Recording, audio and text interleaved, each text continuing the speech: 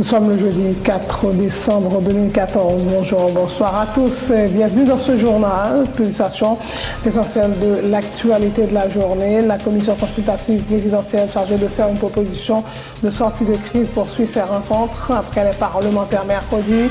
Les commissaires se sont entretenus ce jeudi avec le Premier ministre Laurent Lamotte et des dirigeants politiques de l'opposition modérée, tel le groupe des 22 dont fait partie le notaire Henri Séan.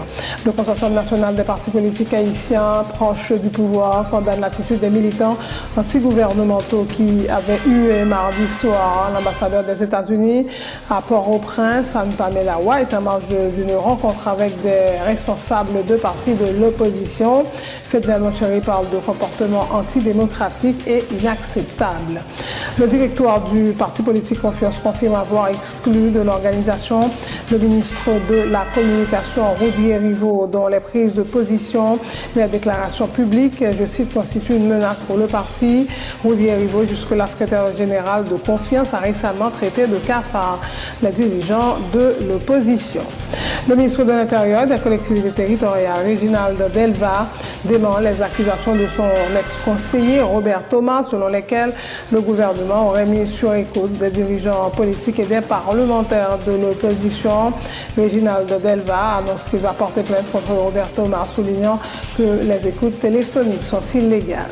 Dans l'international, colère à New York après la relaxe d'un nouveau policier blanc impliqué dans la mort d'un père de famille noir et Garner, 43 ans, lors d'une arrestation musclée l'été dernier. Plusieurs milliers de personnes ont manifesté pour protester contre la décision du grand jury. Le ministre de la Justice annonce l'ouverture d'une enquête fédérale autour d'une éventuelle violation des droits civiques et Barack Obama a promis de ne pas relâcher les efforts. En sport, le PSG a manqué l'occasion de prendre la tête de la Ligue 1 en concédant mercredi le match nul à Lille en but partout. Les Parisiens restent deuxième à un point de l'OM leader. NBA, Philadelphia gagne enfin après 17 défaites consécutives en dominant mercredi Minnesota 85-77. Dallas s'est imposé sur le parquet des Milwaukee 107-105.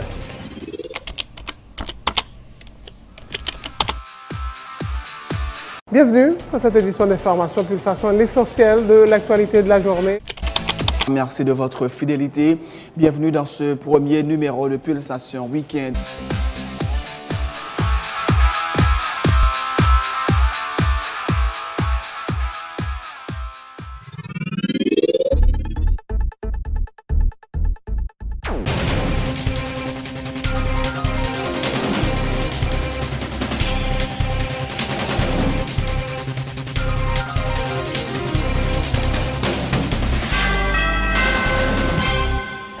Bonjour, bonsoir. En couverture de ce journal, la commission consultative présidentielle chargée de faire une proposition de sortie de crise poursuit ses rencontres après les parlementaires, députés, sénateurs. Mercredi, les commissaires se sont entretenus avec le Premier ministre Laurent Lamotte et des dirigeants politiques de l'opposition modérée, tel le groupe des 22 dont fait partie le notaire Henri Séan, des rencontres qui se sont déroulées séparément.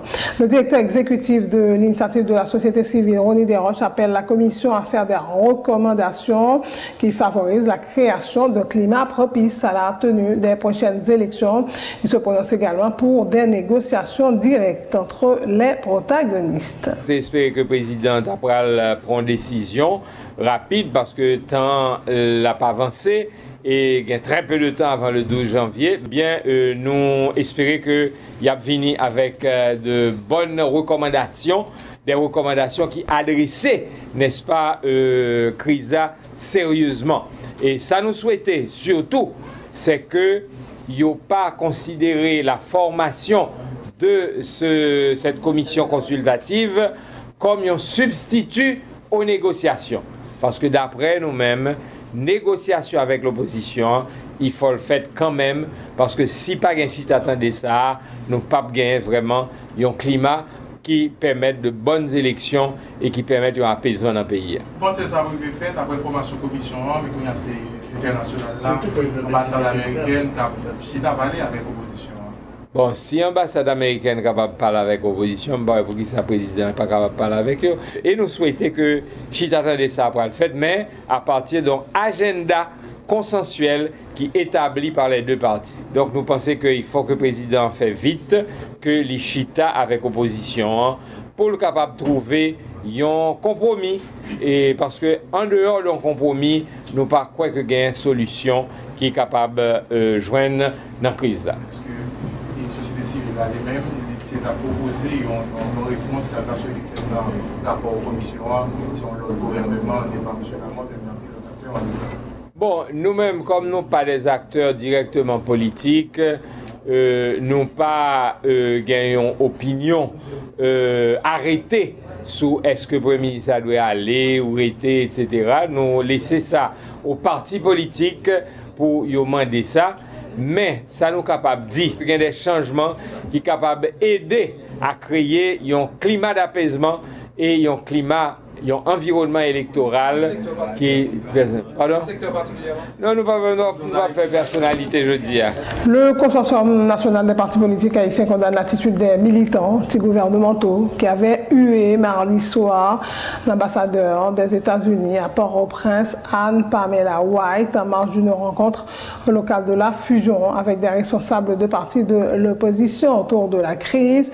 Le porte-parole du consortium, Fedel Monchéri, qualifie d'antidémocratique et d'inacceptable. Le comportement des protestataires exige des excuses de leur part et également de la part des responsables de la fusion. Et nous profitons de l'occasion ça pour nous capables de faire et porter des explications à une note que le consortium de mettre hier pour lui capable de protester contre le comportement inacceptable des militants qui vont être dans l'opération Burkina Faso autour de local fusion côté que l'ambassade et dans une rencontre avec partis politiques.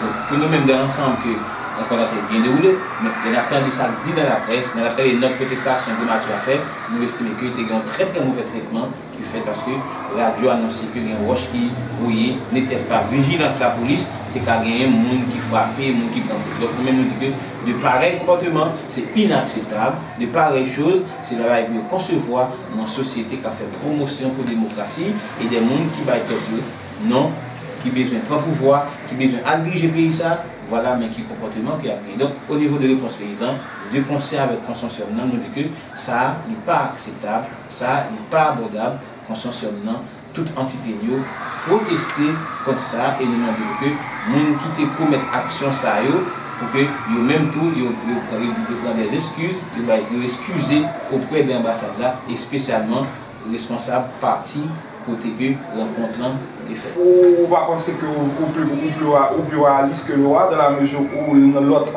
ambassade américaine n'a pas fait mention de ça, il fait état d'une rencontre qui était déroulée dans la cordialité, puis ou même où il dit pour que il demande des excuses. On va penser que au plus réaliste que le roi. Non, n'est pas une question plus réaliste que le roi. Nous faisons les deux nous-mêmes. Nous disons clair que la rencontre qui était faite en dedans, c'est une très bonne rencontre. Mais il faut constater que en sortant de la rencontre, tu as un autre comportement que tu as. Donc ce comportement, ça, nous-mêmes, nous disons qu'il n'est pas acceptable. Et dans ce sens-là, nous disons qu'il n'est pas fait image parti ça. Et pour le sénateur Moïse Jean-Charles, la rencontre entre l'ambassadeur White et les responsables des partis représentant les duos de l'opposition n'a été qu'une tentative visant à réhabiliter le président Michel Martelly, actuellement en grande difficulté, a-t-il dit, sur la scène politique. Le parlementaire fait par ailleurs remarquer que les vrais leaders des protestataires n'ont jamais participé à une quelconque rencontre avec des diplomates étrangers autour de la crise haïtienne.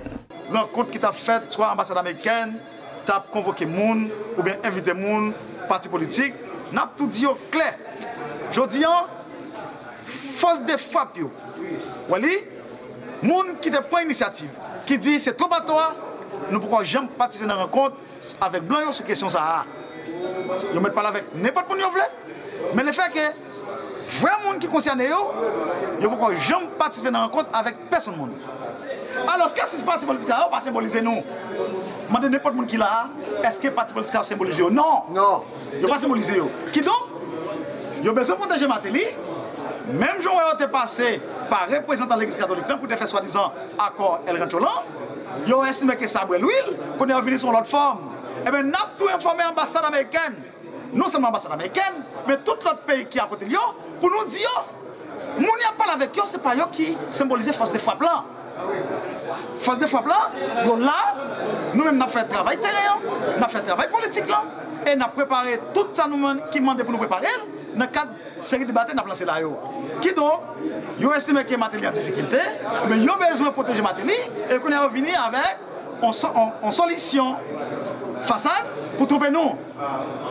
Dialogue ça, ils n'ont pas fait nous ni chaud, ni frais. Rendez-vous nous, c'est sous béton lié, avec planification, avec discours politique, avec bataille diplomatique pour nous capables de retirer Haïti dans cette là. Des membres du directoire du parti politique Confiance confirment avoir exclu de l'organisation le ministre de la Communication, Roudier Rivaux, dont la prise de position et la déclaration publique constituent une menace pour le parti. Le ministre a récemment traité de cafard les dirigeants de l'opposition. Roudier Rivaux, jusque-là secrétaire général de Confiance, n'aurait participé à aucune rencontre du parti depuis environ 6 mois, alors qu'il multiplie les déclarations incendiaires nocives pour l'évolution du parti, fait savoir le porte-parole Réginald Petit-Homme. Il réclame également de l'ex-parlementaire des explications sur l'utilisation d'une somme d'argent qui lui aurait été confiée pour le paiement des loyers du local devant abriter le parti. Nous sommes réunis avec Mabade Ranoyo en assemblée générale extraordinaire pour nous expulser M. Roudier Rivaux dans le parti pour raison ça.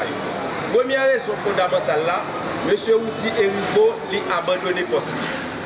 Depuis environ 6 mois, il ne va jamais mettre pied dans le parti, il ne va jamais participer dans aucune réunion du parti a fait, ni lui-même, ni secrétaire général adjoint. Nous invitons, nous écrivons même, nous arrivons jusqu'à écrire Roudier Rivaux pour nous demander pour venir participer dans la réunion parti, libre de toute réunion. Deuxième raison majeure qui fait nous prendre décision ça, M. Roudier Rivaux te comprend que le parti a été cotisé pour te bali, pour te mettre sous lui, pour te un local pour parti. Malheureusement, il n'est pas jamais capable de nous explication sur l'argent ça. Nous pensons tout, c'est ça qui cause marronnage dans la réunion parti. Le Yovo dit nous que bon kay qui loué, les nous regardons nous regardons les gens qui dans kay là, c'est pas monde qui n'a aucune relation avec parti, ni de près, ni de loin, ni de très très loin. Deuxièmement, reçu Kaila pas fait sous nos partis et pas fait sous nom aucun monde dans le directoire parti.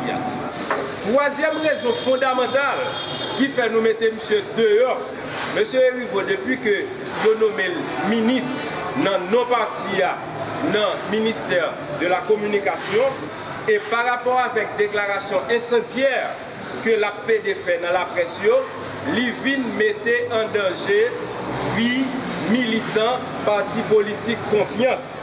Donc nous mêmes dans le parti, nous faisons choix.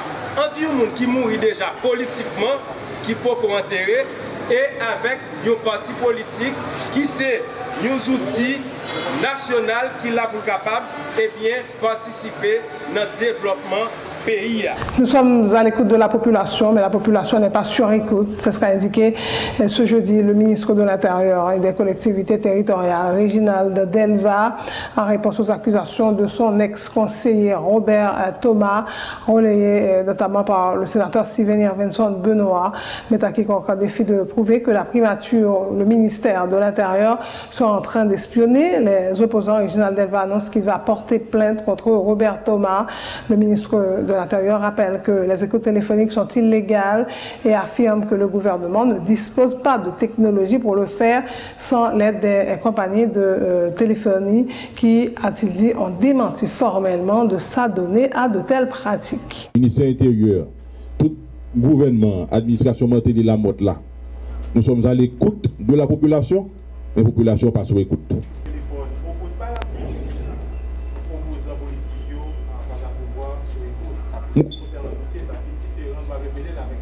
Moi, je dis, aujourd'hui, à nous, le ministère intérieur, demain, nous pas là. Donc, nous ne sommes pas capables de quitter un bagage que nous connaissons qui est illégal, parce que demain, le ministre encore, nous ne sommes pas plaindre si on connaît que le téléphone sur écoute. Donc là, je viens pour nous clair sur lui, il n'a pas existé et il est tout à fait illégal. Et c'est là encore le plus grave. il faut un appui de monde qui emballé dans le discours avec et nous mettons encore une fois un défi de prouver ça aujourd'hui. Parce que pour que ça nous dérange, c'est parce que vous pointez du doigt, vous même un chiffre dit 20 personnes. Donc il y a n'importe qui monde. Donc tout employé est concerné. Et moi-même pas inquiet, moi pas concerné moi. Et si on veut venir sous moi droite, mais là on parle de 20 personnes, 25 personnes, il dérange me là parce que je parle de mes employés. Mais nous-mêmes nous mettons un défi de prouver, c'est illégal encore une fois de mettre les gens sous écoute. Techniquement, nous ne pouvons pas faire sans les compagnies de téléphone. Et les compagnies de téléphone, nous croyons que vous parlez de ça déjà.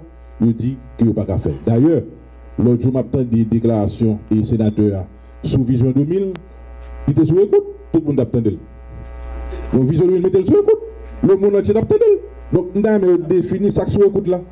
Monsieur le ministre dit que ce n'est pas vrai, et monsieur là, il va être non, pas caché, pour qui ça, l'État ne s'est pas poursuivi. Non, ça, il ne faut pas connaître. Il ne faut pas connaître, c'est pas une action faite. Action en cours. Monsieur Thomas, son ancien conseiller, ok. Thomas, son ami de longue date, et je garde d'opiner, et on me dit, là, je quitte avocat, j'ai une question. Des dizaines de motards ont organisé mardi un sit-in devant le palais législatif au bicentenaire pour dénoncer ce qu'ils appellent la surfacturation des droits payés pour l'obtention de la nouvelle plaque d'immatriculation exigée par les autorités fiscales. Ces protestataires font remarquer que le prix de la dite plaque a presque quintuplé en l'espace d'une année, passant de 1 500 à un peu plus de 6 000 gourdes, alors que d'autres frais leur sont exigés pour pouvoir circuler sur la voie publique. Nous avons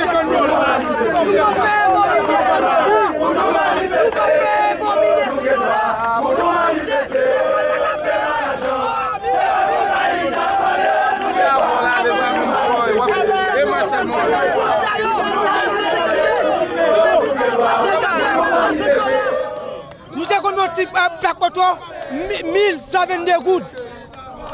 Je ne veux pas $1 500 ou pas qu'à faire une plaque photo. Ça exagéré. Matel a dit aider le peuple, c'est misère pour le peuple. Peut-être ça nous te voté Moïse Jean-Charles, c'est pour le défendre nous. Nous-mêmes, nous pas assistés sénateurs qui leader nous, c'est eux-mêmes qui pour défendre nous. Qui ça a demandé eux-mêmes? Nous demandé pour nous pas payer impôt, il faut qu'ils descendent place. Ça c'est toquette là. Chaque si on va prendre décision formellement avec nous. Si toutefois on va prendre décision, qui prend le démarche, nous allons prendre? C'est à l'action. Quel type d'action nous pensons prendre? Pour les caoutchoucs, on a fait tout le bagage. Nous ne pouvons pas payer impôt. Qui ça nous fait pour nous payer impôt? Pour voir matin, ça ne pas d'accord. Ni soit ici, ni soit nous ne payer impôt. Comment faire soit ici, tout matériel là, nous demandons pour nous payer impôt. Combien nous devons payer avant ça? Nous devons payer en X, assurance simplement 625 gouttes. Quand il y a matériel qui mettre 1000 combien de dollars pour nous payer. Je m'en dis ça avec injustice. Nous qui plaquons déjà le pour sortir sur le plat, après ça paye 6 000 gouttes. Nous demandons, premièrement, nous demandons pour le gouvernement, bah nous résultats rapide et presto. Si on n'a pas nos résultats, nous là pour juste nous-mêmes nous pas travail. C'est bon aussi qui a aidé nous. C'est nous-mêmes qui aidons l'État. L'État pas fait rien pour nous. L'État c'est pour nous la couper. Tout ça demande nous faire, mais nous-mêmes plaque ça, coup ça nous dit non, coup a pas passer. Nous elle en moins pour Michel Martelly. L'Institut du bien-être social et de recherche a lancé officiellement ce jeudi une campagne de sensibilisation sur la responsabilité familiale financée par l'USAID. Cette campagne qui s'étendra sur une période de 2 mois. Parallèlement, l'IBERSA a lancé la stratégie nationale sur la protection des enfants, un document de référence devant orienter les actions qui seront entreprises dans le domaine de la protection des droits des enfants. Les explications de la directrice de l'IBERS, Ariel Gentil-Vildron. Aujourd'hui, c'est une importance capitale pour nous lancer 2 programmes. Premièrement, c'est une stratégie nationale de protection des enfants. Stratégie, ça, c'est supposé un document de référence qui peut permettre d'orienter toute intervention que nous parlons dans Timoun. Et surtout, c'est vraiment une stratégie qui peut permettre synergie tous partenaires internationaux, étatiques qui dans la protection Timoun. Ceci pour nous éviter duplication, pour nous assurer nous que les résultats pour le baillot, il n'y a pas de résultats qui coûtent, c'est-à-dire il y a durable, il y a des résultats qui pérennes. Vous comprenez ça veut dire des bagailles en structure qui pourraient vraiment permettre d'améliorer les conditions de vie dans le pays. La stratégie ça pourrait basée essentiellement sur 4 piliers convention des droits de l'enfant. Qui 4 piliers ça yo m'a parlé de participation Timoun dans toute décision qu'elle prend. Deuxièmement, non discrimination ou gain survie développement et ou gain tout intérêt supérieur de l'enfant. Donc stratégie ça pourrait basée sur 4 piliers ça yo. Et stratégie un peu qu'on doit monter nous là pour élaborer. Et c'est pour ça que l'atelier ça fait côté nous pourrons réunir tous les partenaires pour nous prendre des éléments, des informations clés qui pourraient permettre nous élaborer stratégie ça. Nous là tout pour lancer une campagne de sensibilisation. Malgré que un programme, un projet qu'a fait déjà dans Cité Soleil à Martissan avec une institution qui relève qui a un pile résultat, même penser que c'est important parce qu'il y a des zones côté où rencontrer beaucoup plus de vulnérabilité. Et c'est des zones côté pour sensibiliser les parents sous danger ti moun nan capable encourir, l'autre ti moun dans la rue, l'autre participer à des conflits, l'autre participer à des manifestations. Donc ça veut dire que faut sensibiliser les parents sur risque ti moun nan gagner que la vraiment chaque jour quotidien que tout le monde vive. Donc c'est très important que campagne ça fait et campagne ça justement a lancé. Nous pourrons gagner 2 mois intensifs de campagne et m'espérer que nous sommes capables d'atteindre beaucoup plus de zones. Le programme ça financé par USAID, par HPP Accès Future Group qui est une organisation de la USAID qui accompagne nous en pile qui implique nous. Et moi remercie tous les partenaires parce que dernièrement on était dans l'Union européenne. Côté Union européenne dit pas gagner un projet de développement qui pourrait le faire dans le pays pour ne pas impliquer protection Timoun.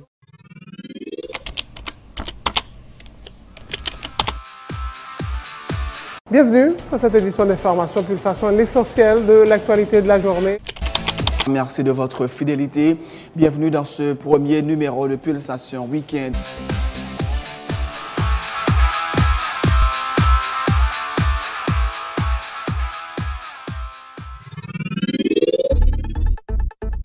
C'est la fin de ce journal. Merci de l'avoir suivi. Le rappel des titres avant de vous quitter.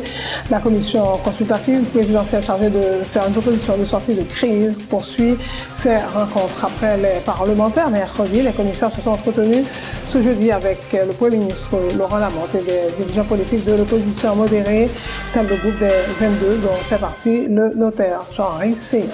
Le consortium national des partis politiques haïtiens proches du pouvoir condamne l'attitude des militants anti-gouvernementaux qui avaient hué mardi soir l'ambassadeur des États-Unis après retraite Anne-Pamela White en marge d'une rencontre avec des responsables de partis de l'opposition.